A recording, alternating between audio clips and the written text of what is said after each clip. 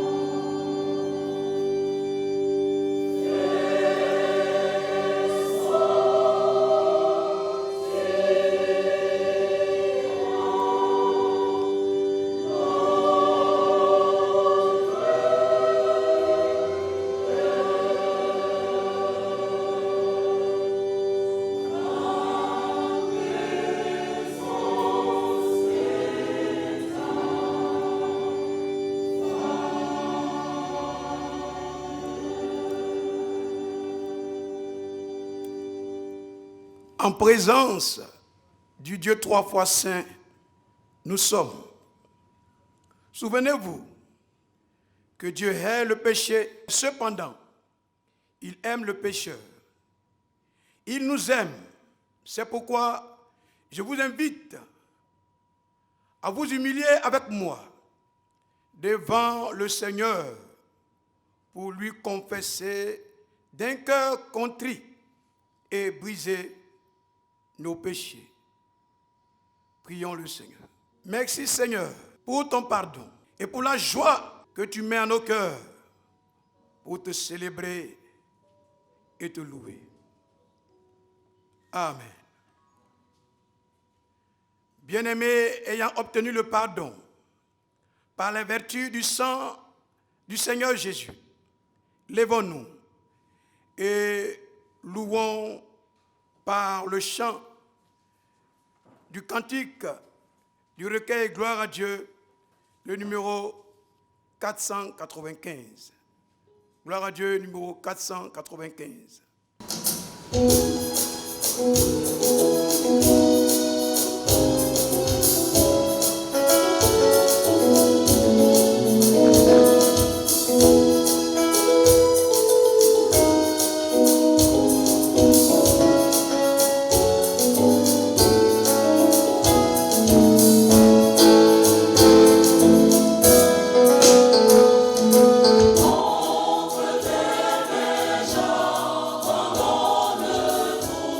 Ce que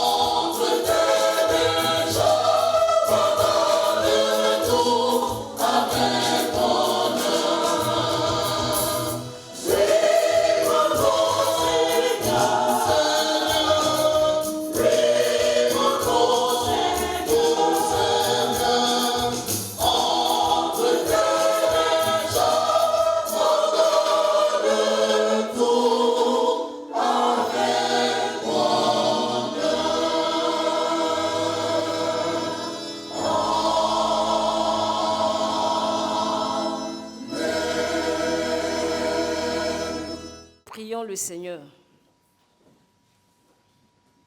Dieu Tout-Puissant, rends-nous attentifs par ton Saint-Esprit, afin que nous apprenions par l'écoute de ta parole à discerner ta volonté et à conformer notre vie aux enseignements de ton évangile. Opère cette grâce en nous pour l'amour de Jésus-Christ, ton Fils, notre Seigneur. Amen. Bien-aimés, ce matin, nous lirons 3 textes, dont le premier est tiré de l'Ancien Testament. Dans le livre d'Ésaïe, chapitre 58, nous lirons les versets 6 à 14. Et le deuxième texte, dans 2 Corinthiens, chapitre 9, les versets 1 à 5, puis 11 à 15, et l'évangile de Jésus-Christ selon Luc, chapitre 14, les versets 12 à 14. Donc, Ésaïe, chapitre 58, versets 6 à 14, et nous lisons. Voici le jeûne auquel je prends plaisir. Détache les chaînes de la méchanceté. Dénoue les liens de la servitude. Renvoie libres les opprimés. Et que l'on rompe toute espèce de joug. Partage ton pain avec celui qui a faim. Et fais entrer dans ta maison les malheureux sans asile. Si tu vois un homme nu, couvre-le. Et ne te détourne pas de ton semblable. Alors, ta lumière poindra comme l'aurore, et ta guérison germera promptement. Ta justice marchera devant toi, et la gloire de l'Éternel t'accompagnera. Alors tu appelleras, et l'Éternel répondra. Tu crieras, et il dira, me voici. Si tu éloignes du milieu de toi le joug, les gestes menaçants et les discours injurieux, si tu donnes ta propre subsistance à celui qui a faim, si tu rassasies l'âme indigente, ta lumière se lèvera sur l'obscurité et les ténèbres seront comme le midi. L'Éternel sera toujours ton guide, il rassasiera ton âme dans les lieux arides et il redonnera de la vigueur à tes membres. Tu seras comme un jardin arrosé, comme une source dont les eaux ne tarissent pas. Les siens rebâtiront sur d'anciennes ruines. Tu relèveras des fondements antiques. On t'appellera réparateur des brèches, celui qui restaure les chemins, qui rend le pays habitable. Si tu retiens ton pied pendant le sabbat pour ne pas faire ta volonté en mon saint jour, si tu fais du sabbat tes délices pour sanctifier l'Éternel et le glorifier, et si tu l'honores en ne suivant point tes voies, en ne te livrant pas à tes penchants et à de vains discours, alors tu mettras ton plaisir en l'Éternel et je te ferai monter sur les hauts du pays. Je te ferai jouir de l'héritage de Jacob ton père, car la bouche de l'Éternel a parlé. Amen. 2 Corinthiens chapitre 9, les versets 1 à 5, puis 11 à 15. Nous lisons. Il est superflu que je vous écrive touchant l'assistance destinée aux saints. Je connais en effet votre bonne volonté, dont je me glorifie pour vous auprès des Macédoniens, en déclarant que l'Achaïe est prête depuis l'année dernière, et ce zèle de votre part a stimulé le plus grand nombre. J'envoie les frères afin que l'éloge que nous avons fait de vous ne soit pas réduit à néant. Sur ce point-là, et que vous soyez prêts, comme je l'ai dit.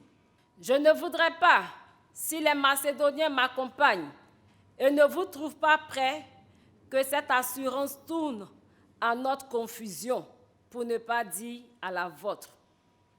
J'ai donc jugé nécessaire d'inviter les frères à se rendre auparavant chez vous, et à s'occuper de votre libéralité déjà promise, afin qu'elle soit prête de manière à être une libéralité et non un acte d'avarice. Verset 11. Vous serez de la sorte enrichis à tous égards pour toute espèce de libéralité qui, par notre moyen, fera offrir à Dieu des actions de grâce. Car le secours de cette assistance, non seulement pourvoir aux besoins des saints, mais il est encore une source abondante de nombreuses actions de grâce envers Dieu. En considération de ce secours dont ils font l'expérience, ils glorifient Dieu de votre obéissance dans la profession de l'évangile de Christ et de la libéralité de vos dons envers eux et envers tous. Ils prient pour vous parce qu'ils vous aiment, à cause de la grâce éminente que Dieu vous a faite. Grâce soit rendue à Dieu pour son don merveilleux. Amen.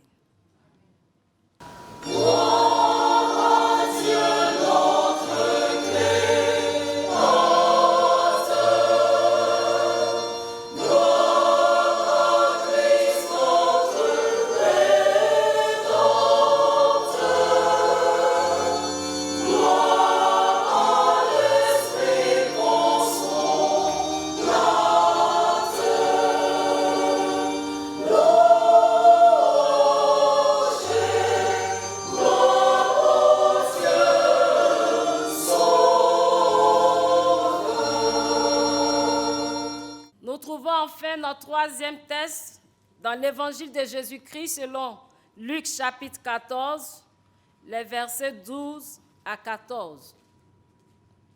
Il est écrit, il dit aussi à celui qui l'avait invité, lorsque tu donnes à dîner ou à souper, n'invite pas tes amis, ni tes frères, ni tes parents, ni tes voisins riches, de peur qu'ils ne t'invitent à leur tour et qu'on ne te rende la pareille.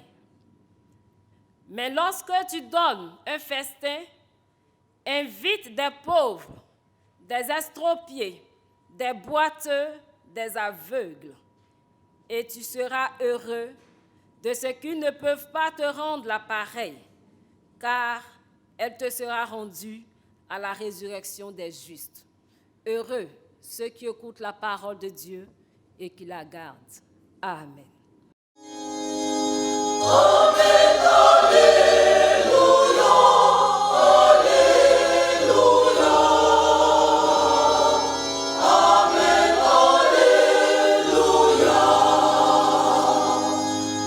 Amen, alléluia, alléluia.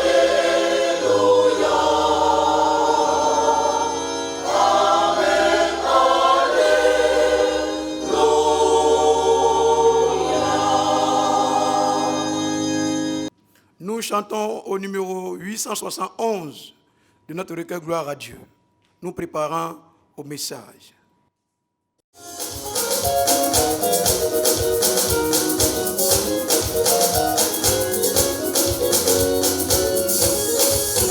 Si tu savais profiter de pécheur, tu viendrais à lui, tu viendrais pour les sauver, tu viendrais dès aujourd'hui.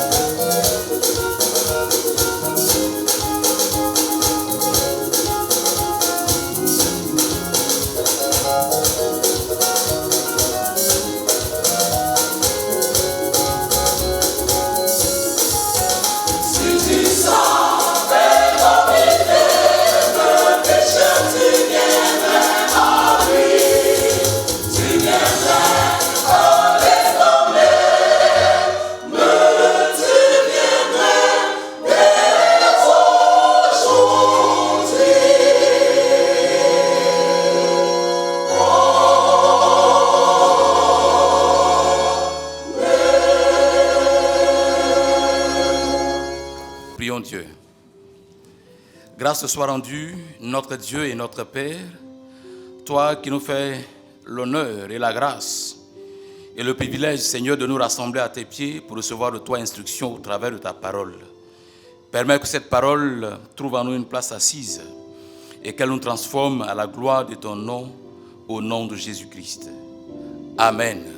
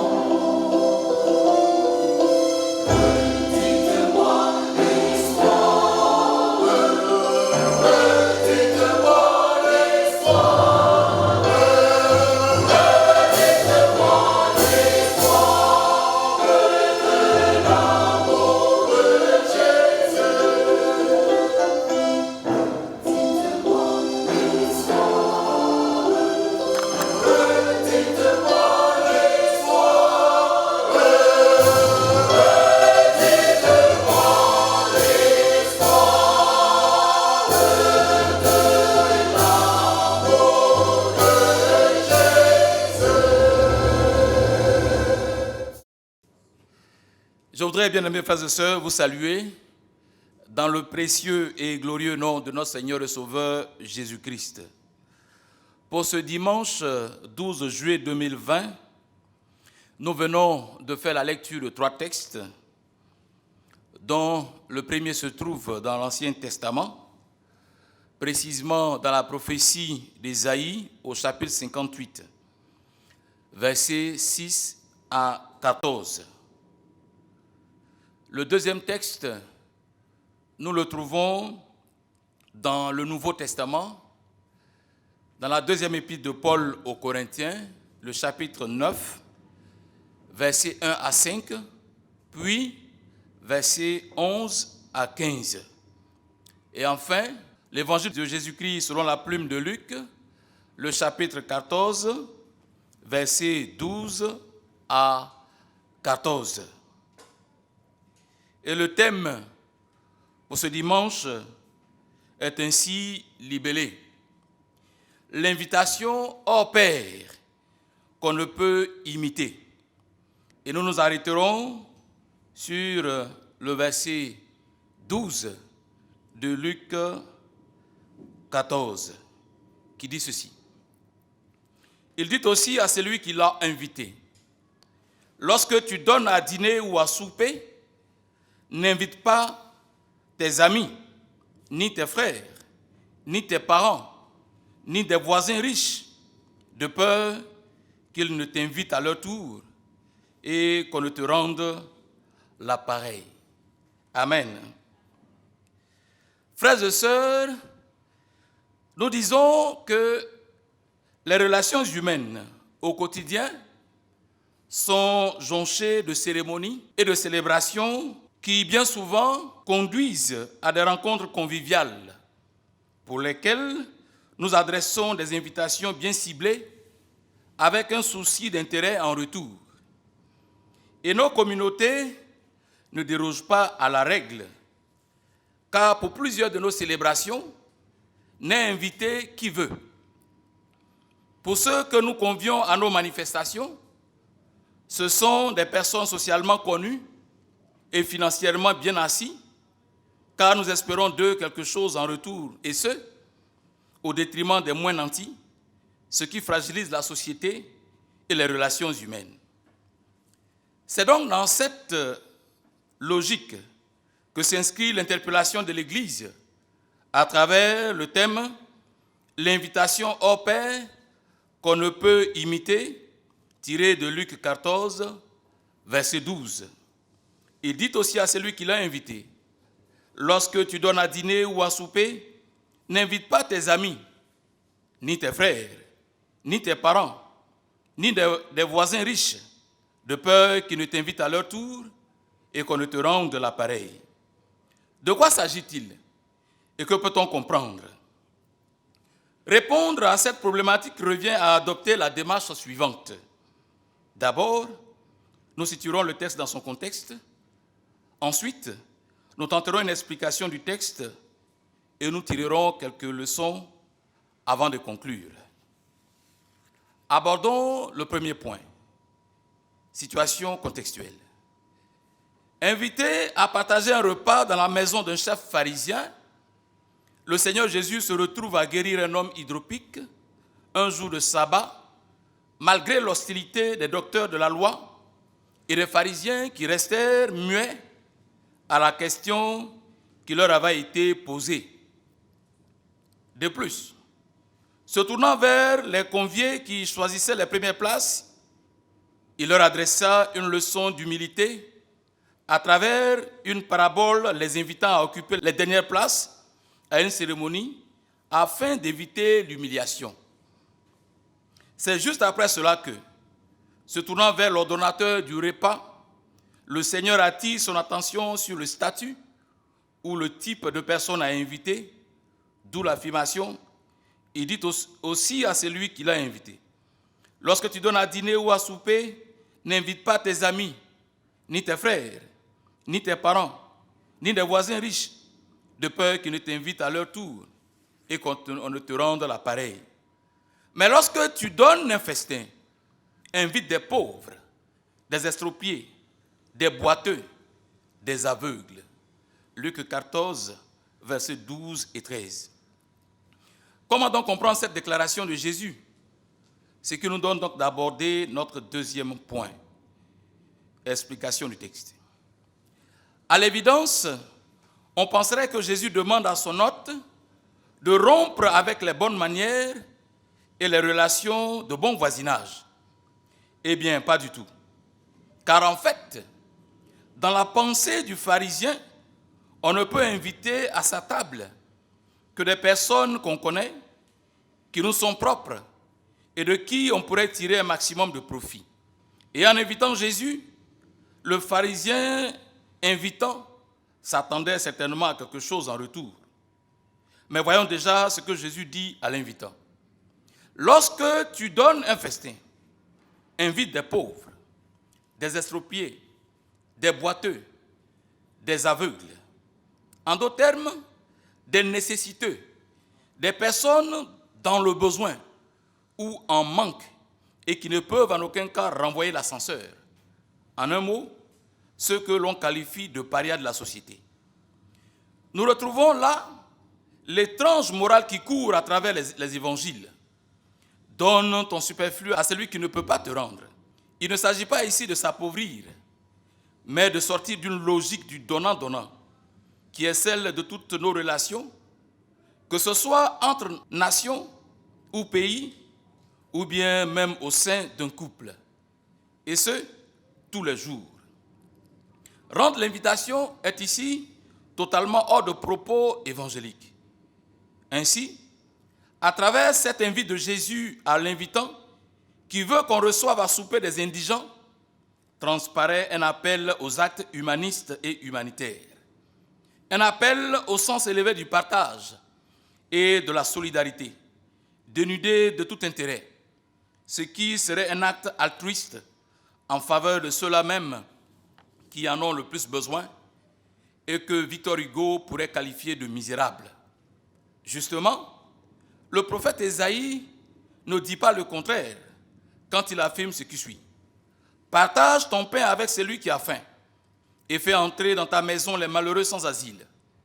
Si tu vois un homme nu, couvre-le et ne te détourne pas de ton semblable. » Ésaïe 58, verset 7. À travers cette déclaration de Jésus, on comprend, bien-aimés frères et sœurs, que les pharisiens sont beaucoup attachés à la loi dans sa forme et non dans son esprit. C'est d'ailleurs pour cela que leur générosité ne s'exprime qu'envers tous ceux de leur entourage et les personnes de qui ils reçoivent quelque chose, c'est-à-dire leurs amis, leurs voisins riches et leurs parents. C'est donc une forme de séparation, de sectarisme qui ne dit pas son nom. Jésus part, en effet, de la vie concrète.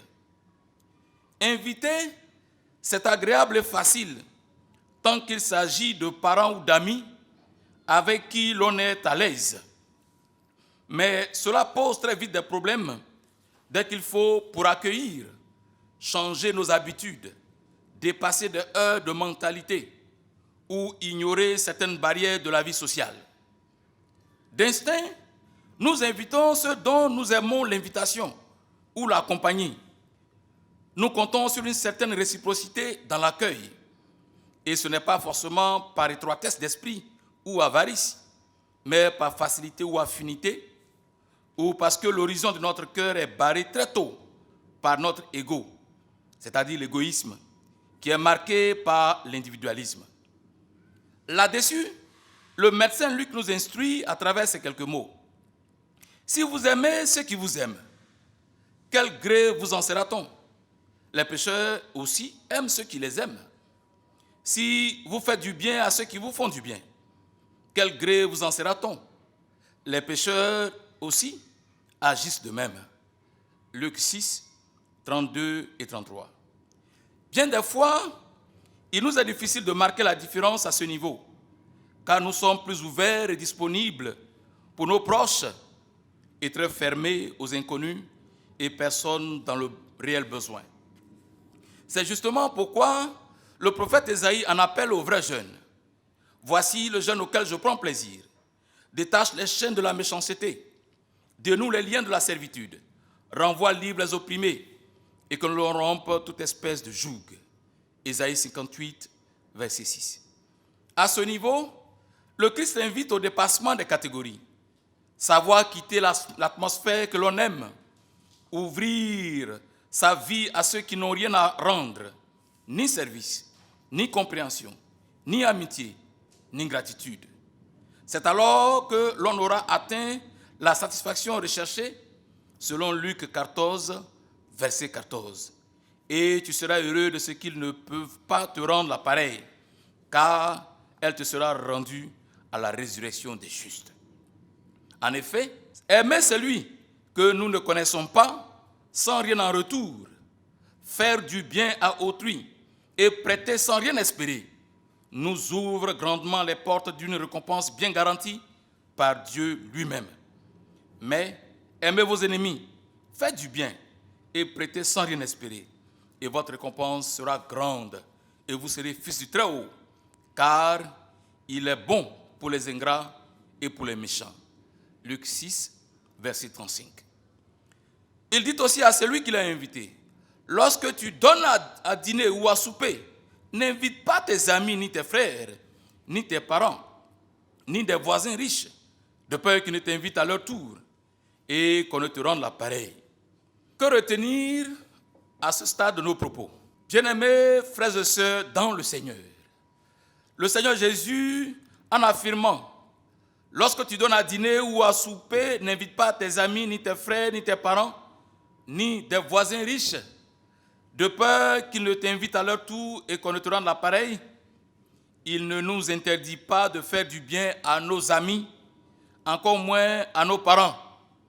Mais que faisons-nous d'extraordinaire quand ces amis et ses parents nous renvoient l'ascenseur? Quand nous le faisons, nous faisons ainsi preuve d'égoïsme et d'égocentrisme. Pendant nos différentes cérémonies et célébrations diverses, mariage, fête de moisson, anniversaire et bien d'autres choses encore, qui invitons-nous en réalité? N'est-ce pas des autorités, des personnes financièrement nanties, des hauts placés, des hauts gradés, parce que l'objectif, en fait, c'est de pouvoir tirer parti d'eux. Nos parrains, nos invités spéciaux, nos invités d'honneur n'ont jamais été des pauvres, ni des estropiés, ni des aveugles, ni des boiteux, encore moins des nécessiteux. Et d'ailleurs, que pourraient-ils donner en dehors de leur handicap? Et ce n'est pas ce que nous recherchons. Les relations humaines aujourd'hui sont des relations d'intérêt, auquel cas il n'y a pas de relation. Et même certains serviteurs de Dieu ou hommes de Dieu ne visitent que les familles ou fidèles capables de leur réserver un accueil cérémoniel. Et que dire de certains des fidèles qui ne font de la place qu'aux pasteurs cotés, communément appelés grands pasteurs. Les petits, on n'en veut pas. Très souvent, notre comportement et nos choix sont déterminés ou influencés par l'attitude et les attentes des autres. Jésus utilise un exemple très simple et très révélateur pour nous inviter à donner librement, sans rien attendre en retour. Nous ne pourrons être libres que si nous sommes conscients d'avoir nous-mêmes tout reçu gratuitement. C'est gratuitement que nous avons reçu, donnons aussi gratuitement. Matthieu 10, verset 8. Le Christ veut nous voir imiter la générosité du Père, qui nous rassemble tous aujourd'hui pour son festin. Nous les pauvres, pauvres d'argent ou de moyens d'expression, pauvres d'amitié ou d'espérance. Nous les estropiés, blessés par la vie et qui gardons les cicatrices de notre passé. Nous les boiteux et boiteuses qui, après des années de grâce, allons encore à Dieu clopin-clopant, sans oser croire à son amour. Nous les aveugles, qui croyons voir et qui croyons savoir, qui tâtonnons dans notre propre vie et qui prétendons apprendre à Dieu par quel chemin il doit passer. Et c'est à cela que Paul l'apôtre nous invite quand il s'adresse aux Corinthiens. Vous serez de la sorte enrichis à tous égards, pour toute espèce de libéralité qui, par notre moyen, feront offrir à Dieu des actions de grâce. Car le secours de cette assistance, non seulement pourvoit aux besoins des saints, mais il est encore une source abondante de nombreuses actions de grâce envers Dieu. 2 Corinthiens 9, versets 11 et 12. Bien-aimés, c'est un devoir pour nous de nous laisser transformer par cette générosité de Dieu, par cette largeur du cœur de Dieu, au moment où de nombreux cloisonnements apparaissent dans nos communautés, dans nos nations et même dans nos familles, où l'on recherche parfois exclusivement l'euphorie trop facile de petits groupes, sur la base de préférences musicales ou tribales, d'options sociales, politiques ou ethniques. Il dit aussi à celui qui l'a invité, lorsque tu donnes à dîner ou à souper, n'invite pas tes amis ni tes frères, ni tes parents, ni des voisins riches, de peur qu'ils ne t'invitent à leur tour et qu'on ne te rende l'appareil. Mais lorsque tu donnes un festin, invite des pauvres, des estropiés, des boiteux, des aveugles. Luc 14, 12 à 13. En réalité, ceux qui ont le plus besoin d'aide, ce sont les miséreux, les sans-asile, et non les gros bonnets. Que conclure? Notre foi et notre adoration, bien-aimés de Dieu, ne peuvent garantir notre titre d'enfant de Dieu que quand elles obéiront à la logique du jeûne auquel Dieu prend plaisir en Ésaïe 58. Et je voudrais à l'occasion citer précisément le verset 10 qui dit ceci: si tu donnes ta propre subsistance à celui qui a faim, si tu rassasies l'âme indigente, ta lumière s'élèvera sur l'obscurité et tes ténèbres comme le midi. L'Éternel sera toujours ton guide. Il rassasiera ton âme dans les lieux arides et il redonnera de la vigueur à tes membres. Tu seras comme une source dont les eaux ne tarissent pas. Le partage ou la libéralité dans le sens de la volonté de Dieu n'a jamais appauvri. Au contraire, elles mettent à l'abri du besoin, Dieu étant la source intarissable de tout bien. Il dit aussi à celui qui l'a invité: lorsque tu donnes à dîner ou à souper, n'invite pas tes amis, ni tes frères, ni tes parents, ni des voisins riches, de peur qu'ils ne t'invitent à leur tour et qu'on ne te rende l'appareil. Mais lorsque tu donnes un festin, Souviens-toi d'inviter des pauvres, des estropiés, des boiteux, des aveugles. Jésus nous met ainsi en garde contre les arrière-pensées par rapport à la façon dont nous agissons les uns envers les autres. En réponse à une situation qui va nous donner la gloire ou qui, en quelque sorte, satisfera nos propres besoins. Nous ne devons pas chercher de récompense pour nos actions envers les autres, mais toujours faire ce qui est le mieux pour eux et les traiter avec le respect qu'ils méritent, sans rien attendre en retour. Car aux yeux de Dieu, il n'y a pas d'un côté une église des purs, des gens lucides et émancipés, et d'un autre côté l'église des laissés pour compte. Il n'y a qu'une église, une seule communauté des croyants, sauvés par l'amour et la mort du Christ, tous invités, et invités tous ensemble, avec leurs différences et leurs préférences, mais tous pauvres, tous indigents de pardon, tous assis humblement à la dernière place, trop contents déjà d'avoir part au festin. Que le Seigneur, bien-aimés frères et sœurs, nous éclaire et nous édifie au nom de Jésus-Christ. Amen. Nous méditons ces quelques paroles que nous venons d'entendre. Bien-aimés, lèvons-nous à présent et confessons la foi chrétienne telle qu'elle est contenue dans le symbole des apôtres en disant: je crois en Dieu, le Père Tout-Puissant, Créateur du ciel et de la terre.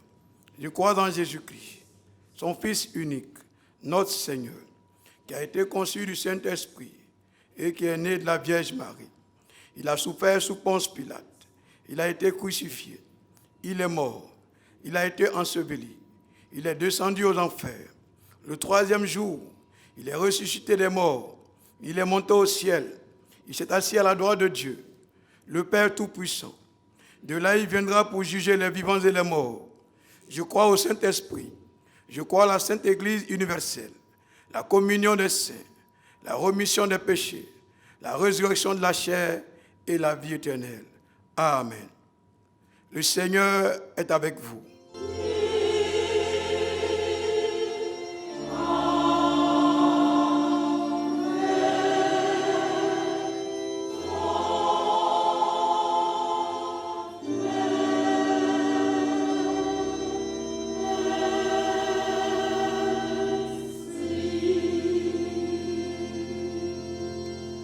Veuillez vous asseoir et nous nous unissons dans la prière d'intercession. Éternel, notre Dieu et notre Père, toi qui es la miséricorde incarnée, grâce matérialisée, amour proche de l'humanité, à travers le Christ, notre Seigneur. Nous célébrons ton nom, nous te glorifions, nous te rendons grâce et bénissons ton Saint-Nom pour l'heureuse occasion que tu nous donnes, notre Dieu, en ce jour de célébration, de nous retrouver, Seigneur, et de nous laisser, notre Dieu, transformés par toi, orientés par toi, inspirés et guidés par toi. Au travers de cette parole, notre Dieu, nous invitons à ne faire accession de personne. Nous demandons de faire exprimer notre amour pour l'indigent. Nous venons à toi, Seigneur notre Dieu, comme nous-mêmes étant des indigents. Pour que de toi, nous recevions cette invitation qui nous fait asseoir à ta table d'amour, de pardon et de miséricorde. Pour que en toi, nous trouvions, Seigneur, consolation, nous trouvions guérison, nous trouvions restauration, nous trouvions paix. Merci, Seigneur. Oui, notre Dieu et notre Père, le monde est troublé, le monde est en peine, parce que, Seigneur, envahi par la pandémie, et même nos sages n'ont plus de sagesse. Nos intelligents n'ont plus d'intelligence. Nos chercheurs ne trouvent plus. Et nous promenons des regards inquiets parce que la maladie nous emporte. Ô Dieu, toi dont le secours est réel, apporte-nous le secours par la puissance de ton esprit. Étends ta main sur le monde entier et d'un souffle puissant, fais reculer, Seigneur notre Dieu, le spectre de la mort qu'apporte la COVID-19 et libère de façon définitive et totale, Seigneur, l'humanité de cette frayeur pour que nous puissions te célébrer, nous puissions te louer. Nous te bénissons, Seigneur notre Dieu, pour ton Église partout dans le monde et singulièrement l'Église méthodiste unie Côte d'Ivoire, pour ses premiers responsables, le bishop, les surintendants, tous les pasteurs et tous les laïcs, chacun apportant, Seigneur, de son expertise à l'avancement de ton règne. Nous te les confions, Seigneur notre Dieu, pour que tu les bénisses, pour que tu les fortifies, pour que tu les éclaires, notre Dieu, de ta lumière, les conduisant sur le chemin de la vérité, le chemin de la justice, le chemin de l'amour, le chemin de la paix, le chemin de la solidarité, le chemin du partage, pour que même les indigents trouvent leur compte, pour que ton amour manifesté, ce soit pour nous l'occasion de témoigner de ta fidélité. Nous bénissons ton nom, Seigneur notre Dieu, pour cette communauté, Seigneur notre Dieu, qui nous reçoit ce matin. La communauté Shekinah de Vricité, pour tous les responsables laïcs, pour tous les fidèles, pour toutes les familles, pour tous ceux, notre Dieu, qui viennent adorer en ces lieux. Père, réponds aux supplications de chacun d'entre nous et exauce nos prières pour que nous soyons des témoins vivants de ta gloire dans cette contrée. Souviens-toi du circuit et de tous ceux, notre Dieu, que tu as placés à la tête de cette zone d'intervention. Seigneur, que ta grâce illumine, que ta grâce soutienne, que ta grâce fortifie. Merci, notre Dieu, pour cet outil important et non des moindres que c'est acquis l'Église méthodiste unie Côte d'Ivoire, Espérance TV, tous ceux, notre Dieu, qui ont été à sa genèse, tous ceux, notre Dieu, qui apportent de leur soutien, de leur expertise, tous ceux qui donnent de leur temps, de leur personne. Seigneur, nous te prions pour le responsable de la production.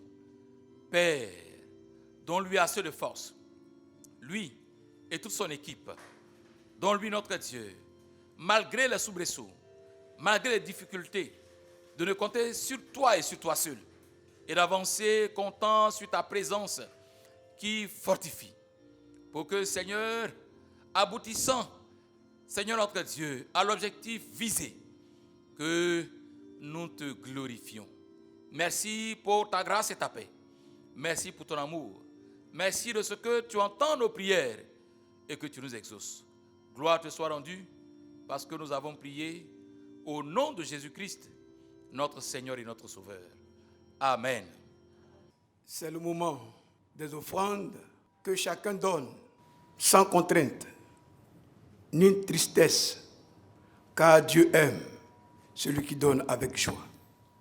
Avec la chorale Shekinah, nous allons animer ce moment. Chorale.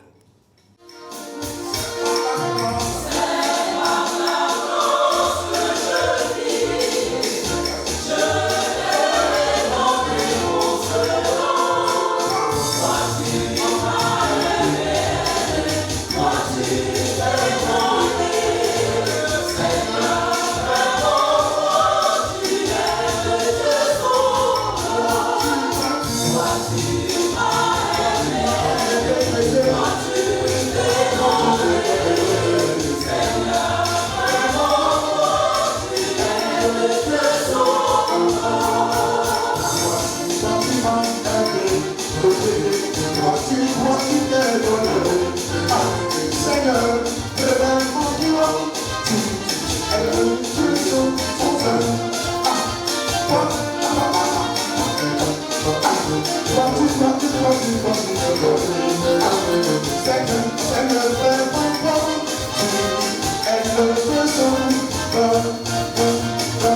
C'est par ta grâce.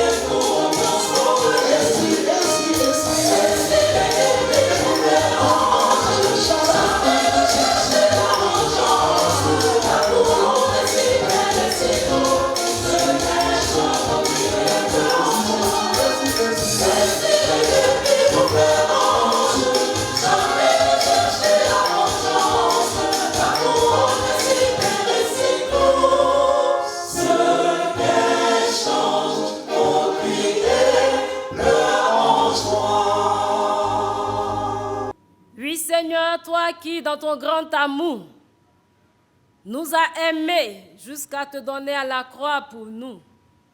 Qu'avons-nous que nous n'avons reçu de toi? Seigneur, voici ce matin ce que nous t'apportons pour signifier notre amour et pour honorer ta parole qui dit de ne point venir dans ta maison les mains vides. Seigneur, daigne accepter nos offrandes, sanctifie, bénis et mets nos offrandes au service de ton Église, par Jésus notre Seigneur. Amen. Répondons au numéro 491. Notre recueil, gloire à Dieu. Gloire à Dieu, numéro 491.